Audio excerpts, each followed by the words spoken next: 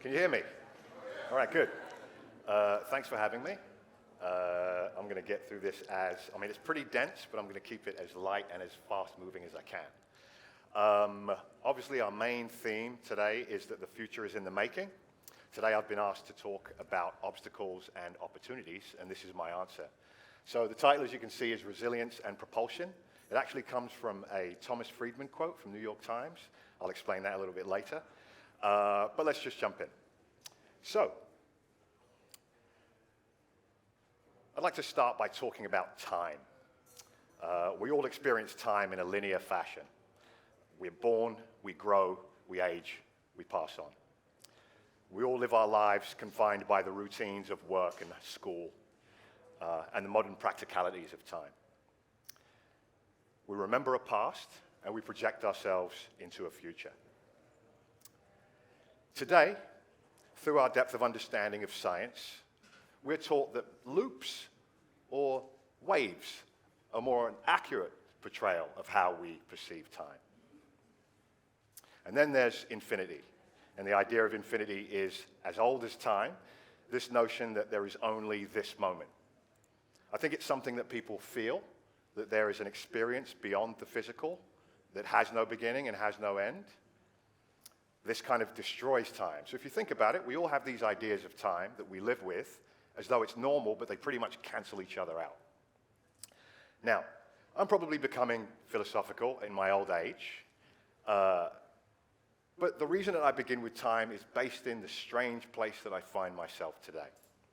In my current role, I find myself working with a lot of young designers, and I'm hearing echoes from the past 30 years of my own experience.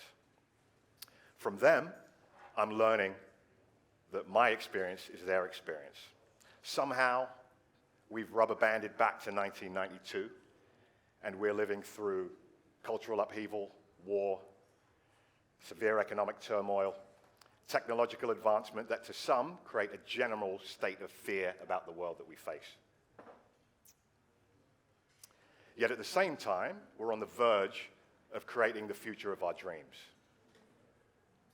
So I'd like to take you back to the beginning where it all started.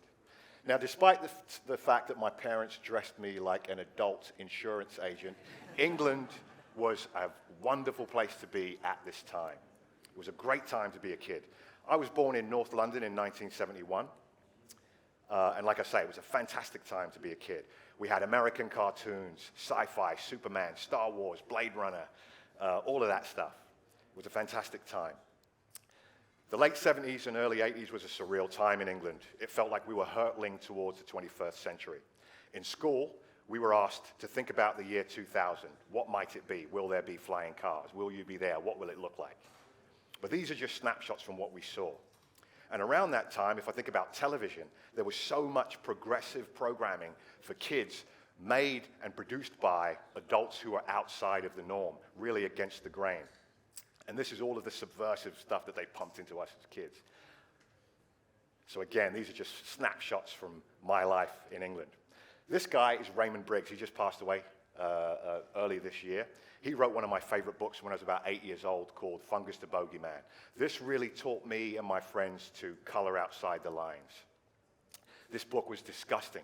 It was about a family that lived underneath the ground in London. But what he was really actually teaching us about was class and how that all works. Loved it. It was disgusting. They used to have all these rhymes about things that, if you're an 8-year-old boy, that you love. Really, really loved this book. So, as a child, I was in my own head a lot. I enjoyed my own company. I was always counting things and looking for repetition and trying to create patterns in things. And I was obsessed with 3 things: drawing, football, and drawing football. My father was an engineer by trade, but was in the Royal Air Force, so he and I bonded around neatness, order, and the proper pronunciation of words to this day. So there's probably no wonder that the supermarket was one of my favorite places as a child. My mum would go to Tesco's. The endless rows of product and the lighting would just intoxicate me. I understand that that's very weird.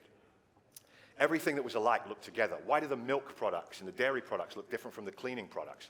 Why do cereals look a little bit different from, other kind of tinned packaging? This was what the answers, these were the questions I was asking myself. The parquet floors, what other places lit like this? It was like a cathedral. So this is where a lot of things came back to me. Side note, in high school, I worked for about 3 years at a supermarket called Pathmark in New York. So I have this coming and going relationships with supermarkets. Then, in 1983, towards the end, my family moved to the United States. I was 12 years old, and it was a really tumultuous time in New York City.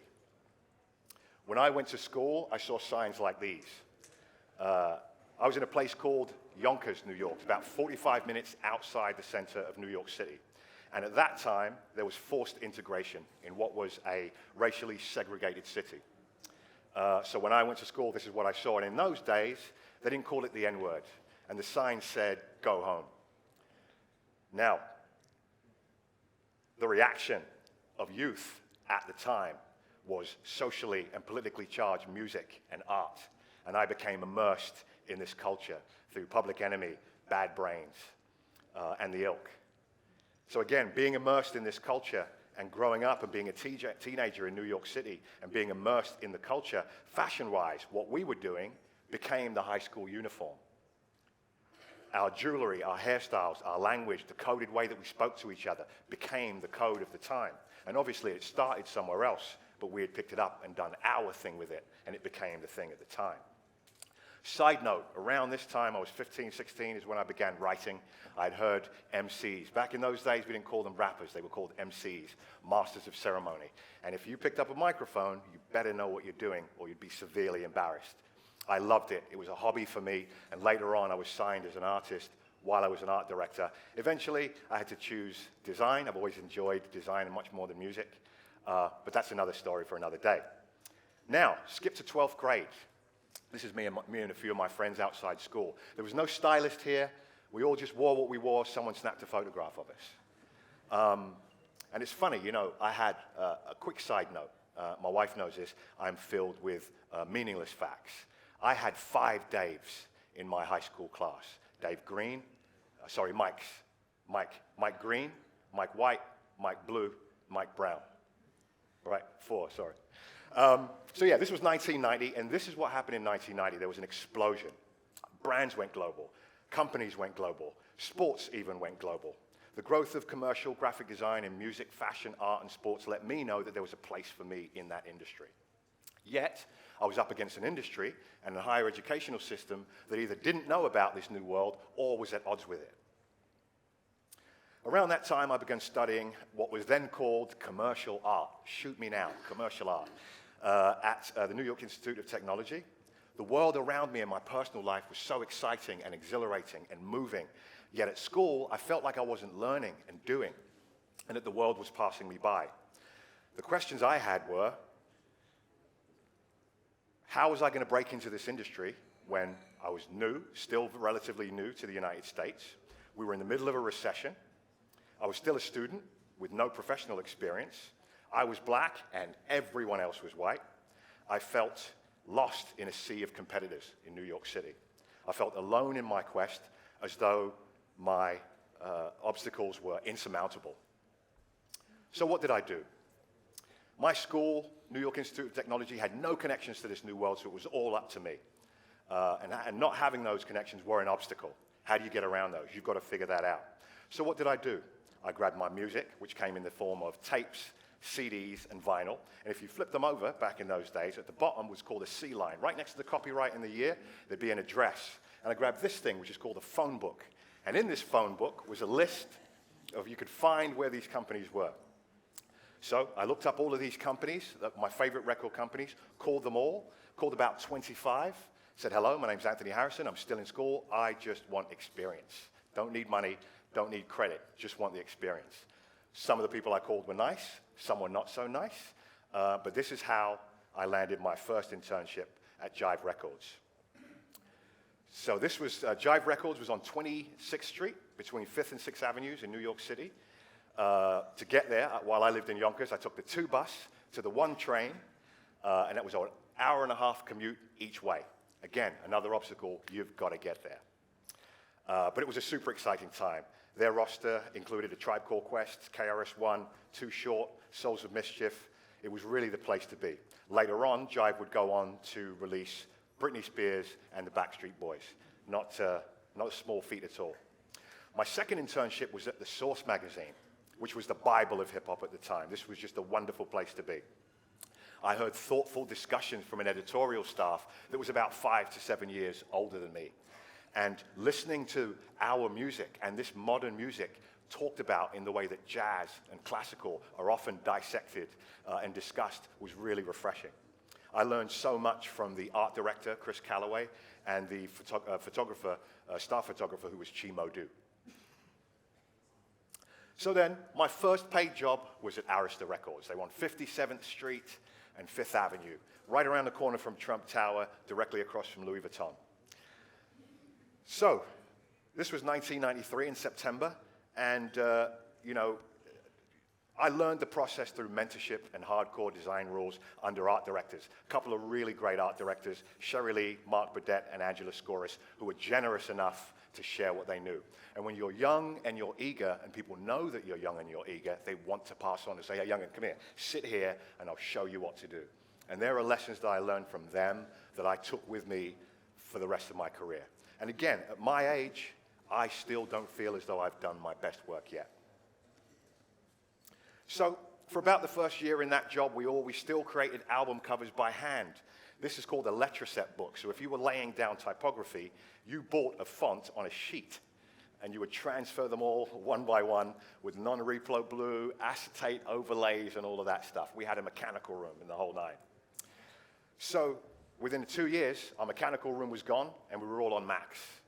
I was using Photoshop 2, okay? One undo. No layers. You better save 100 files if you want to have any kind of progress, if you can imagine that. So I let my managers know, look, I love being on this staff, but I don't want to get pigeonholed for obvious reasons doing hip-hop and R&B. I want to be able to do everything. So I was afforded the opportunity to work on everything, which was wonderful. This is obviously Big Mac. This was their first, when Bad Boy was a subsidiary of Arista, so this was the first release, which was after the mixtape. Nobody knew who any of these guys were, and I had the honor of working on this. They gave me a day, so it was Illustrator 6. Did what I had to do. This was the very first ad that we shot with Craig Mack and the Notorious B.I.G., and we actually shot this at a Burger King on 40th Street, right near Port Authority. And it was funny because at the time, there was a song called Flavor in Your Ear by Craig Mack, and nobody knew who Biggie was. Some of you may know a song called Party and Bullshit by Biggie. It was on mixtapes, so the street knew about him, but no one. All these kids were coming in and wanted Craig Mack's autograph. Biggie was sitting in the corner as an unknown. It was pretty surreal. But again, this was the first thing we got to work on, and we built it from there. But again, my years at Arista were great. I got to work on Monty Python, Whitney Houston, Brand Nubian, and many other artists. The guy in the office next to me worked on Outkast. He did the Outkast logo and all the rest of it. TLC, everything. Arista was the record label for those 7 years. So nearly 8 years in at that time, in 1999, the record industry was stagnant. Napster had launched, and the record industry shrugged. The internet was burgeoning, and the record industry was ignoring it. The men in suits were too old and averse to change and were unable to grasp what was happening. They'd been doing the same thing, the same way for 60 years and refused to do it any other way. I used to hear the same thing all the time. This is a fad, this will blow over. And we all saw what happened after that. The record industry disintegrated, and we've seen it constantly evolving since then. So ultimately, we didn't share a vision of the future. And for me, I always wanted to be at a place where I'm running at top speed. I have a love for a real challenge. So for me, that new place was fashion. I signed on as art director with Mecca, USA, and after a few years, moved on and worked with academics.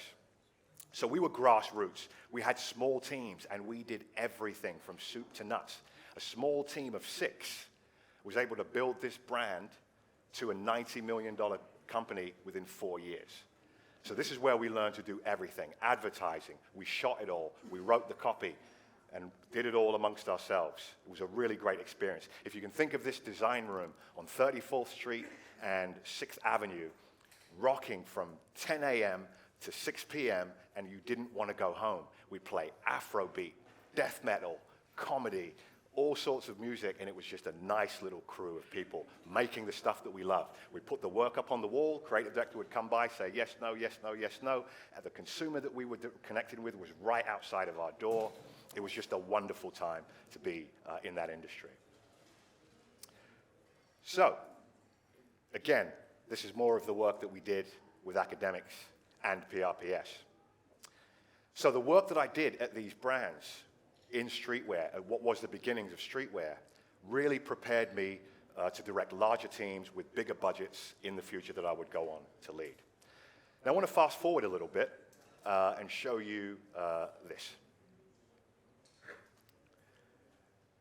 So one of my first roles at Adidas a few years ago in Germany was running product graphics and identity.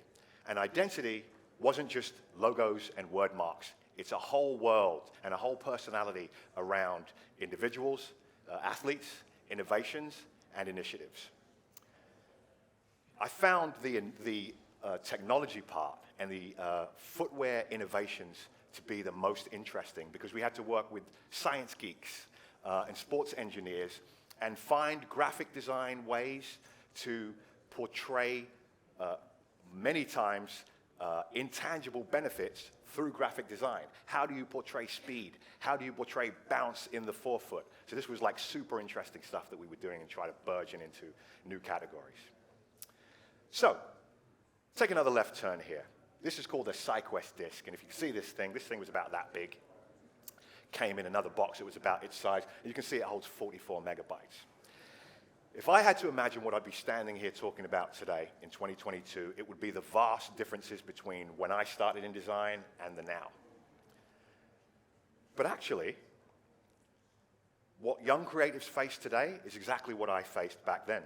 The scenery is different, the tools are updated, but at its core, the experience of the young creative, the young designer, is exactly the same.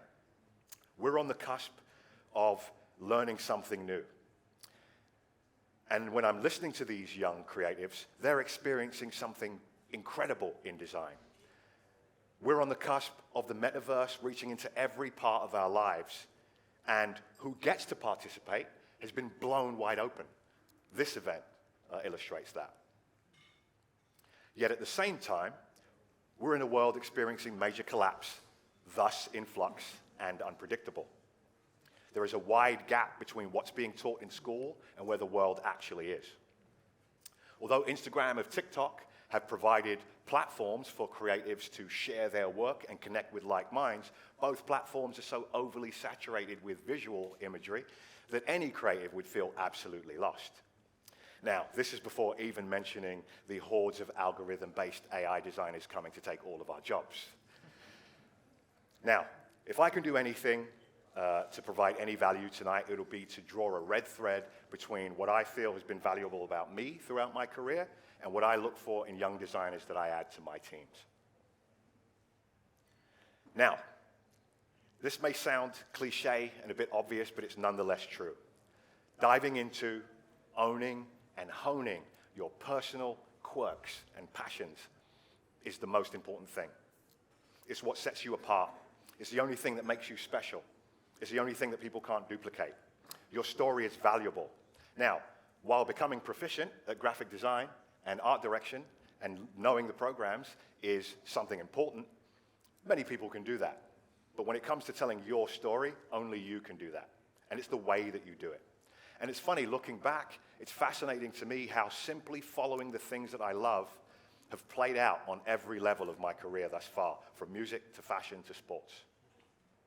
So, back to my list-loving, organizational, supermarket-loving days. I've made a list of attributes and qualities that I believe designers should have in order to be that person that brings value to projects and to teams. Number one is enthusiasm.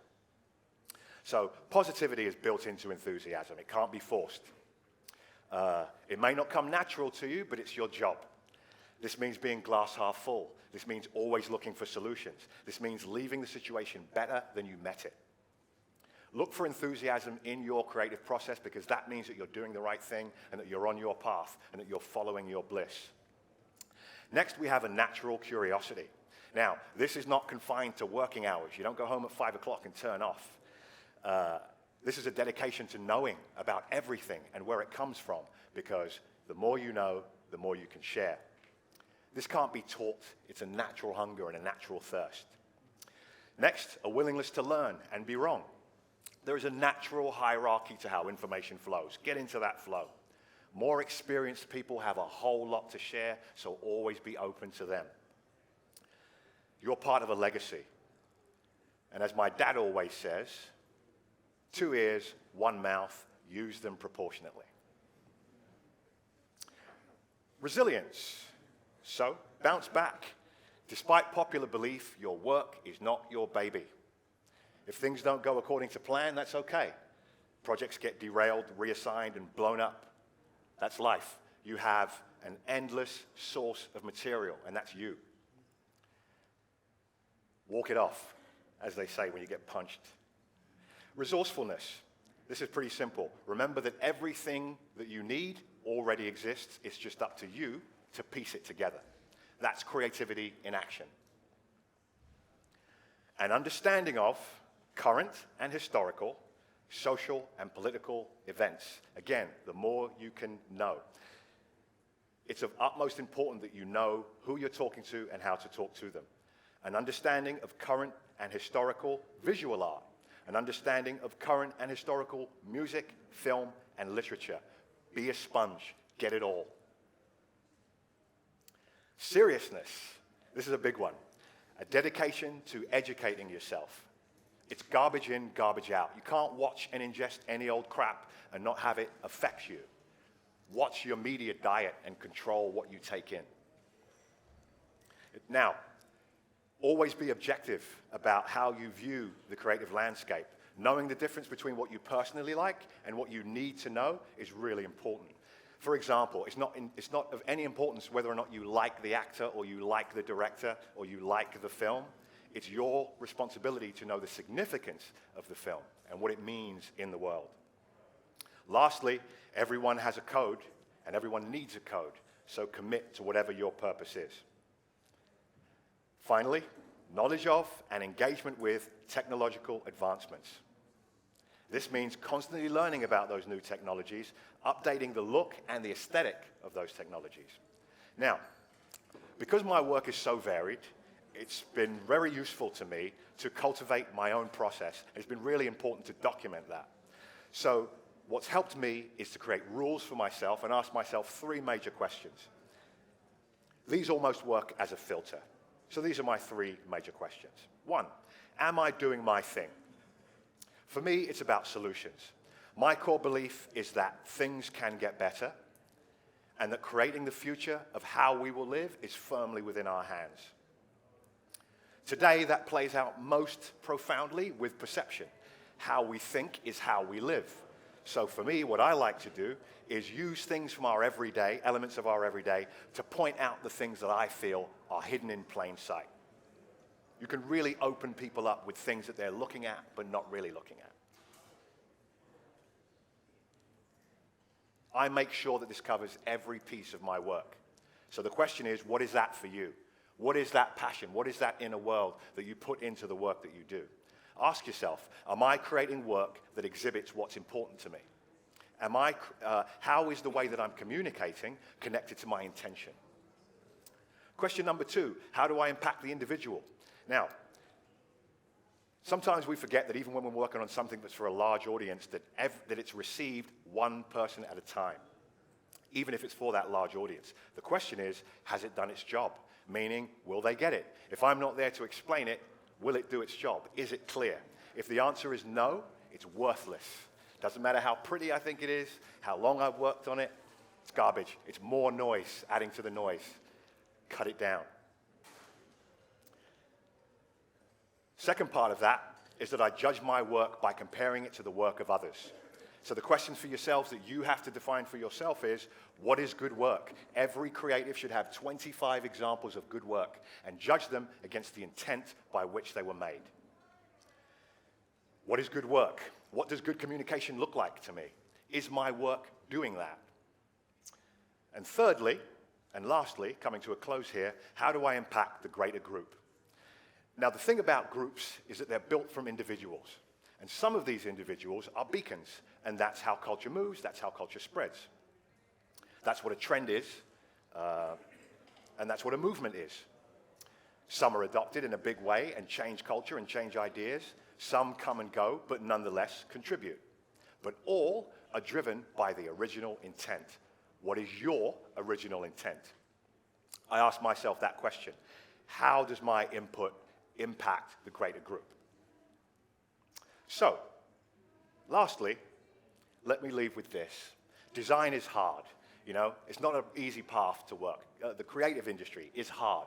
Making your passion, your job, will test every part of you. But it's a great opportunity to rise to the occasion. So if you're working on something, make sure it's good. Make sure it's something you care about. Make sure it's showing the world that you want to build. And remember this, you are not alone. You're part of a legacy. Design is a shared experience. You hold an important role in society, and that role is even more important today, for obvious reasons. Finally, though, through your imagination, intention, and ability, you are quite literally creating the new world. So, do a good job. Thank you for listening.